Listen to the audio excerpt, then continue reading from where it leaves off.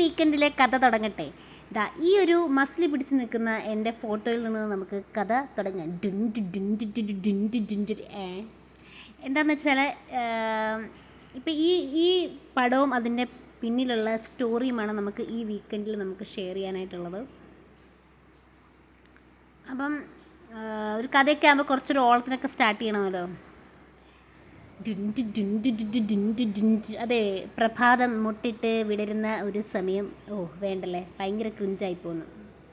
എന്നാലും വേണ്ട, നമുക്ക് പ്രഭാതത്തിൽ നിന്നും തുടങ്ങാം. അതല്ലേ നല്ലത്? വേണ്ടേ പ്രഭാതം? വേണ്ടേ? എന്നാൽ ശരി, നമുക്ക് പ്രഭാതം നിർത്താം. ഞങ്ങളുടെ ഫ്ലാറ്റിൽ നിന്ന് കാണുന്നൊരു ബ്യൂട്ടിഫുൾ സൺറൈസ് ആയിരുന്നു. നിങ്ങൾക്ക് വേണ്ടെങ്കിൽ വേണ്ട. ഇപ്പോൾ നമുക്ക് കഥയിലേക്ക് തിരിച്ചു പോകാം.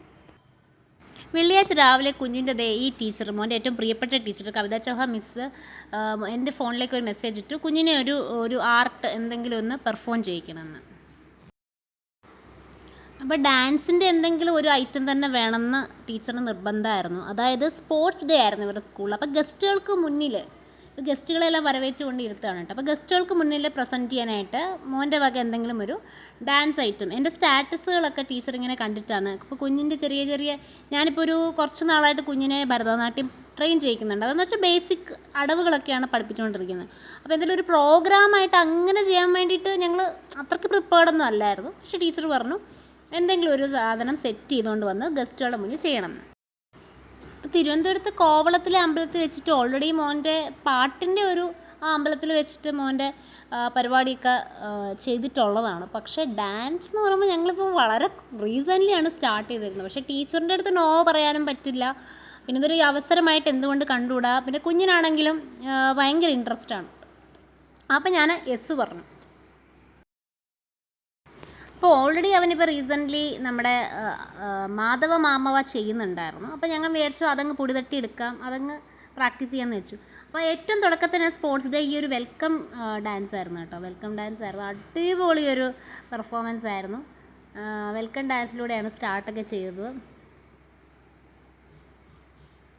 പിന്നെ കുട്ടികളൊക്കെ ഇതുണ്ട്. ഞങ്ങളിവിടെ ആലിൻ്റെ കീഴിലായിരുന്നു കേട്ടോ. പേരൻസിനൊന്നും അങ്ങനെ അകത്തോട്ട് പ്രവേശനമൊന്നും ഇല്ലായിരുന്നു. പക്ഷേ എനിക്ക് പ്രോഗ്രാം എന്ന് വെച്ചാൽ കുഞ്ഞിൻ്റെ പാട്ട് ഞാനാണ് പാടിക്കൊടുക്കുന്നതെന്നുള്ളതുകൊണ്ട് എനിക്ക് കുട്ടികളുടെ അടുത്തോട്ട് വന്നിരിക്കാൻ പറ്റി കേട്ടോ. അപ്പം കുഞ്ഞിൻ്റെ പെർഫോമൻസിന് മുന്നേ ഈ ഒരു ഡാൻസ് പെർഫോമൻസ് ഉണ്ടായിരുന്നു. ഇത് കുറച്ചൊരു വലിയ കുട്ടിയായിരുന്നു കേട്ടോ. അപ്പം ആ കുട്ടിയുടെ ഒരു ഡാൻസ് പെർഫോമൻസ് 1 തൊട്ട് 5 വരെയുള്ള ക്ലാസ്സുകാരുടെ സ്പോർട്സ് ഡേ ആയിരുന്നു. അപ്പോൾ ഇത് 5ാമത്തെ ക്ലാസ്സിലെ കുട്ടിയായിരുന്നു എന്നാണ് എനിക്ക് തോന്നുന്നത്. അപ്പം അങ്ങനെ അടിപൊളിയായിട്ടുള്ള പ്രോഗ്രാംസും. ഇതെന്തായിരുന്നു, ഇതൊരു എന്തോ ഡാൻസ് ആയിരുന്നു കേട്ടോ. എനിക്ക് എന്തായിരുന്നു എന്ന് കറക്റ്റായിട്ട് ഓർമ്മയില്ല. അവരെന്തോ പറഞ്ഞിട്ടുണ്ടായിരുന്നു. അപ്പോൾ ഈ ഒരു ഡാൻസ് എല്ലാ പെർഫോമൻസും ഒന്നിനൊന്ന് മെച്ചം കേട്ടോ.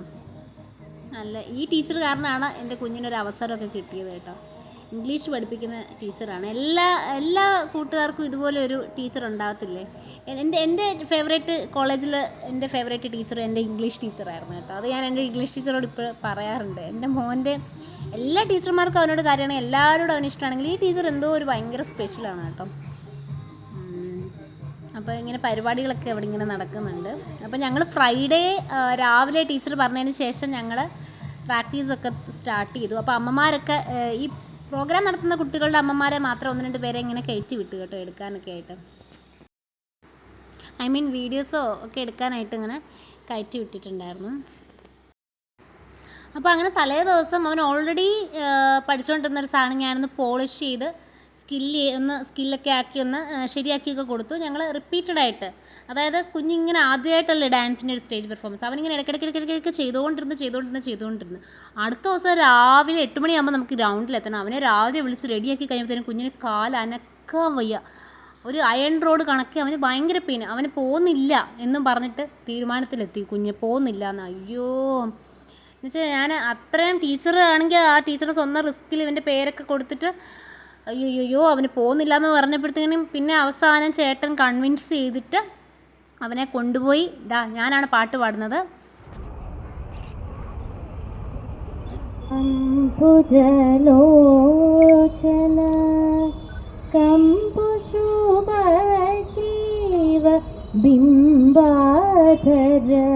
ചന്ദ്രബിംബനല ചാന്ദേയലാസാഗ്ര രത്നസുമൗക്തിക ശാരദചന്ദ്ര ജനിജമദന മാധവ മാമവ ദേവാ കൃഷ്ണ യാദവ കൃഷ്ണ യദുകുല കൃഷ്ണ.